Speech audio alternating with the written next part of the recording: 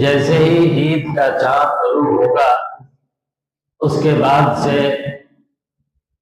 ہمارے لیے اس بات کو مسنون قرار دیا گیا ہے کہ ہم کثرت کے ساتھ اللہ رب العالمین کی تکبیر شروع کریں۔ قرآن مجید میں اللہ تعالیٰ نے فرمایا وَلِتُكْمِلُوا الْعِدَّةَ وَلِتُكَبِّرُوا اللَّهَ عَلَى مَا هَدَاكُمْ، کہ یہ جو تعداد ہے روزے کی اس کو مکمل کرنا ہے، اور اس کے فوراً بعد اللہ تعالیٰ کے بتائے ہوئے طریقے کے مطابق ہمیں اللہ کی تکبیر اور اس کی بڑائی بیان کرنی ہے۔ تکبیر کے الفاظ احادیث کے اندر بتائے گئے، اللہ اکبر لا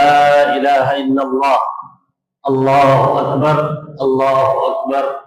وللہ الحمد، یہ